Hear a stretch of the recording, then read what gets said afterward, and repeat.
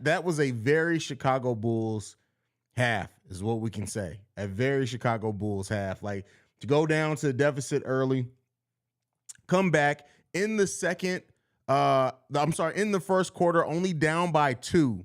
But then in the second half, down by 9. Now, the Chicago Bulls have historically been this season a second half team. So we'll see what this team looks like in the second half. But down by 9 at the half, this is what we've seen from the Chicago Bulls. And this is what has been hard for them to battle back from at times, because they get out to these huge deficits. Now, they do play great defense in the second half of games, but they got to stop getting out to these deficits. This is ridiculous, allowing 18 points by Julius Randle in the first half, 12 points to Jalen Brunson in the first half, 10 points to Barrett. On the flip side, Vooch is our only player in double digits. Zach LaVine has 9 points. He's 4-10 from the field. DeMar DeRozan, 1-6. I've said it. More single-digit performances from DeMar DeRozan this season in the first half, probably than all of last season. He's a negative 12 from the 10 in his time playing is DeMar DeRozan. Just not playing good overall. This team is not executing. I won't say that it's necessarily a lack of offense. A lack of energy either.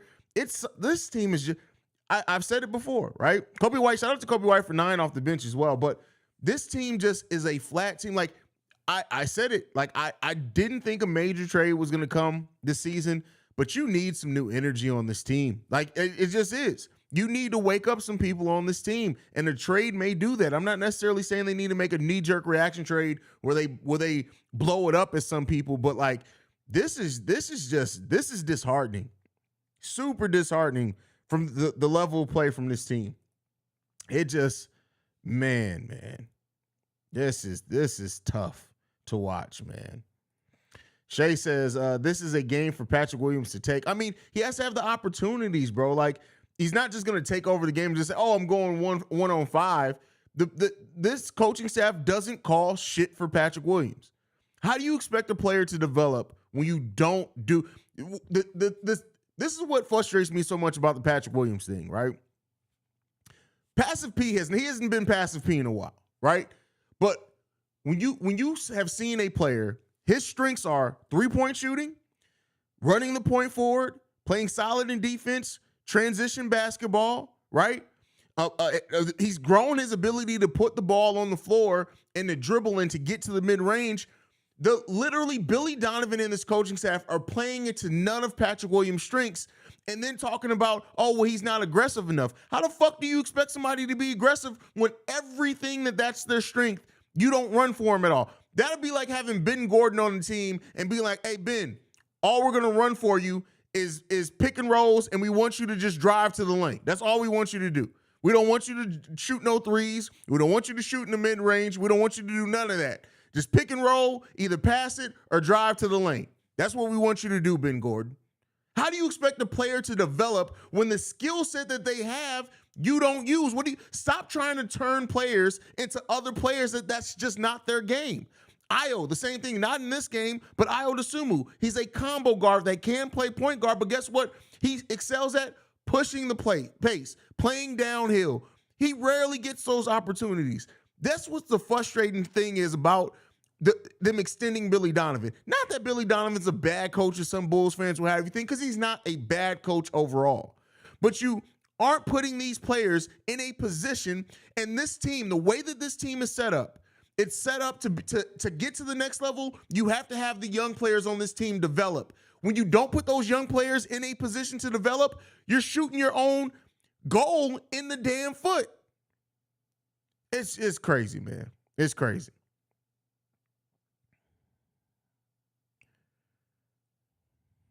Yo says Bulls' unforced errors are frustrating to watch. Absolutely. Absolutely.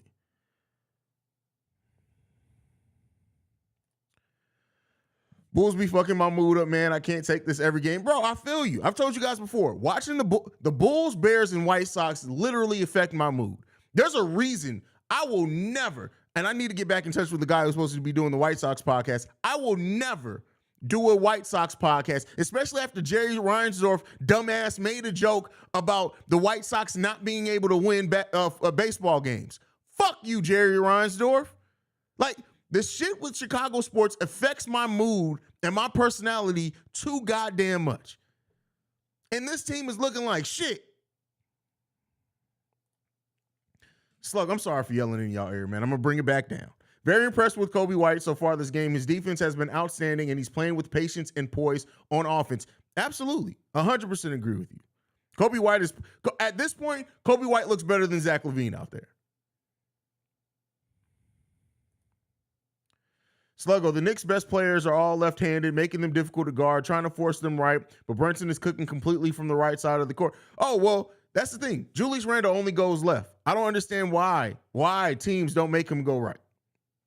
What up, Haize? It's willy-nilly time. This is on Billy D. No plan of attack, offense, nor defensively.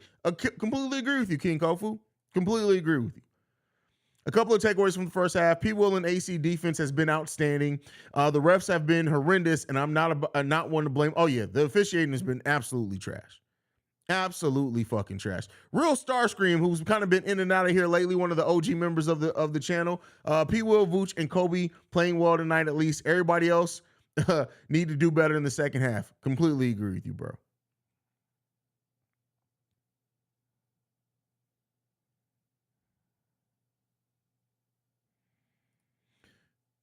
Melvin, this Bulls team ceiling is playing at best, regardless if we 3 to 4 games behind some fourth seedings. I wouldn't say that. Like the thing of the matter is, it's way too early to say what the city.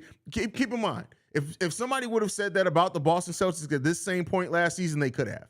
You don't know what a team's ceiling is, but I'll tell you what, they aren't showing much flashes of improvement. I will say that. Gio says, people who keep saying trade Kobe need to wake up. The same who were saying trade P. Will. These players need to develop. Stop blaming the young players for sure. Well, to the point with Kobe, he's been very inconsistent. But I will say this, and I've said this before, the same people who complain about us sending Gafford away too early, the same people that complain about Bobby Portis not being here, even though we did offer him extension, he turned it down. The same people that complain about Wendell Carter, the same people that complain about Lauri Markkanen need to shut the fuck up. Right? And I don't care if I hurt any feelings on that. P. Will has not, like I've said this before, go and count it. I did the counting. Lauri Markkanen in his first 40 games has gotten more shots than P. Will did his first 90 games. And that's how you develop a player. Now, again, Lauri came into a completely different situation. That was clearly a rebuilding team, but P. Will has not gotten the opportunities of a normal 4th overall pick. And I've given you guys the numbers. When P. Will has 10 or more shot attempts in games, it's gone down now. He averages 16.5 points per game, still 6 rebounds, and 4 assists. That's pretty much that would be excellent on this team right now. He doesn't get the opportunities. I'm not blaming it all on the opportunities because sometimes Patrick Williams does pass up shots. I think that's starting slowly to go away for him, but he still needs some shit ran for him. Yulia, that's exactly right, Haize. P. Will gets a lot of negativity from fans, but the team isn't set up for him. He should be setting up the post, calling for the ball, and we feed him the ball. Completely agree with you.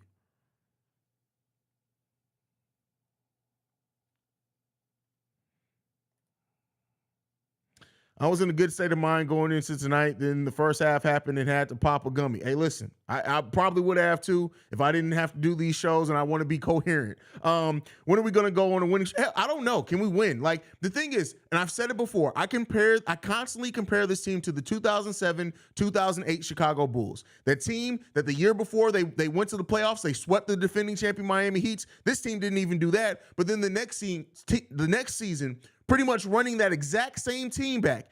For those that were around back then, that team could not, I don't think all season they won 3 games back-to-back. I think the most they did was win 2 games back-to-back.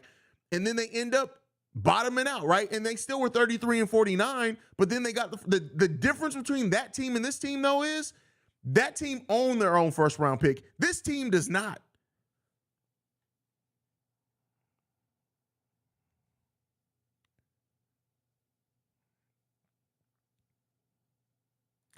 I don't know what's up with Zach. I don't know either, man. At this point, I've told you guys, at this point, I kind of expected it to be all season. I've given you guys the numbers on what Zach looked like the last time he had a knee surgery. To this time, the numbers are about the same.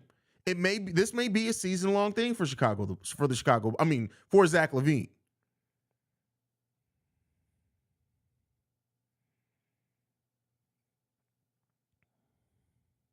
It's the Knickerbockers. What the fuck? Completely feel you on that one. Oh my God, the Chicago Bulls should go on a fire sale. Oh my God, oh no. Shut up. No, the Chicago Bulls should not go on a fire sale.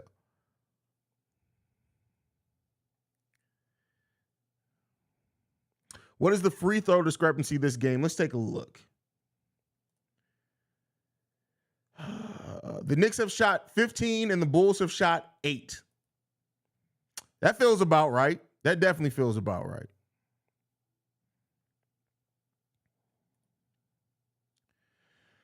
You will never see what you have with P. Will with DeMar in front of him and being a fourth option. Completely agree with you.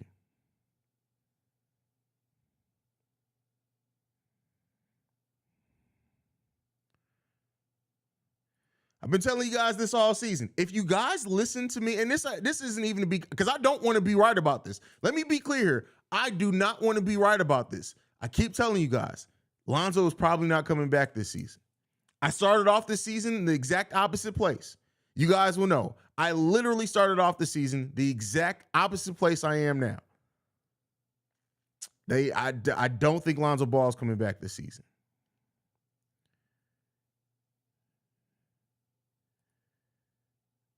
Drummond need more minutes. I'm sorry, Vooch isn't athletic enough, but if you do that, then let's not. You don't need to be athletic to be a solid defender. Jokic isn't athletic at all.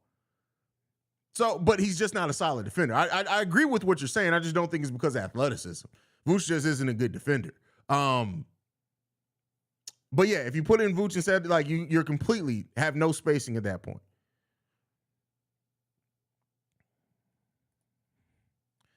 It's not just the fact they're shooting more free throws. The shit they're getting calls for is disgusting. Oh, absolutely. Absolutely.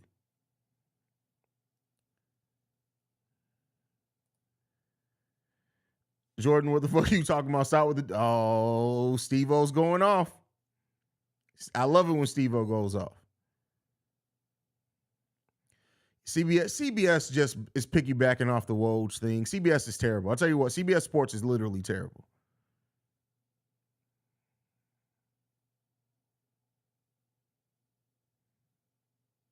Well, so what I was saying then wasn't necessarily that the Bulls won't make a move to the new TV deal. I just said that it makes sense. Now, the Bulls could definitely make a bigger move now. Like, they could make a big move now because the TV deal is only, they'd have to weather next season. So the Bulls could definitely make a bigger move now and then look towards, hey, by the time we would go into the luxury tax, depending on when the contract extends or whatever, the new TV deal will be in place, will be good. I just said that the Bulls, I think that that's their time to make another move, big move in free agency will be the year of the new TV deal, especially if it also coincides with the new CBA and a hard cap coming. So that's why I said that, but not necessarily that I don't think there's any chance that they make a new deal until then. I just don't think that is very likely for the reasons that I gave.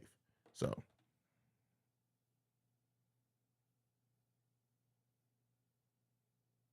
Alana says, hey, y'all, didn't fall asleep. That is hilarious.